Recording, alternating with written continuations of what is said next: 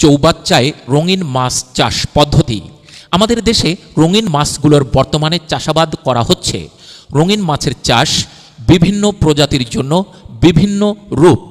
এই মাছের মধ্যে কিছু আছে আমাদের দেশি এবং কিছু আছে বাইরের দেশের।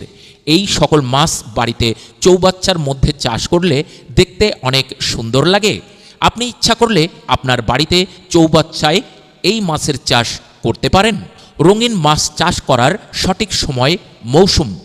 রঙিন মাছ সাধারণত 3 ধাপে চাষ করা যায়। সেগুলো হলো গ্রীষ্মকাল, বর্ষাকাল এবং শীতকাল। গ্রীষ্মকালে tiger barb, rosy barb, widow tetra, serpae tetra, swordtail, molly, platy ইত্যাদি মাছের চাষ করা ভালো।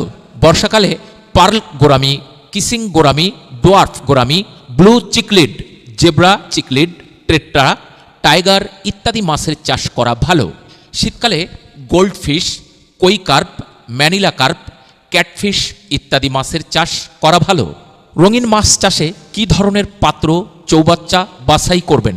বাড়িতে রঙিন মাছ চাষ করার জন্য আপনি মাঝারি অথবা বড় সাইজের চৌবাচ্চার ব্যবস্থা করতে পারেন।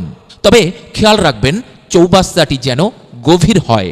কিভাবে রঙিন মাছের পোনা ছাড়তে হবে ও সঠিক নিয়মে যত্ন নিতে হবে? বাড়িতে চৌবাচ্চায় রঙিন মাছ চাষ করার জন্য আপনাকে প্রথমে পোনা সংগ্রহ করতে হবে। এই ক্ষেত্রে আপনি আপনার নিকটস্থ যে কোনো নার্সারি হতে পোনা আহরণ করতে পারেন। এই সকল মাছের সঠিকভাবে যত্ন নিতে হবে, নিয়মিত খাবার দিতে হবে এবং পোনা ছাড়ার সময় সুস্থ সবল পোনা ছাড়তে হবে। সঠিক নিয়মে রঙিন মাছ চাষাবাদ পদ্ধতি এবং কৌশল। বাড়িতে চৌবাচ্চায় রঙিন মাছ চাষ করার ক্ষেত্রে আপনাকে সঠিক নিয়ম পালন করতে হবে। মাছের পোনা ছাড়ার পর সঠিক নিয়মে যত্ন নিতে হবে।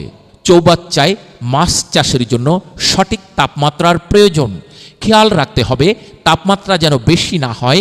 এছাড়াও চৌবাচ্চার ভেতরে অক্সিজেনের ব্যবস্থা করতে হবে, যাতে মাছের সঠিক নিয়মে বাড়তে কোনো অসুবিধা না হয়।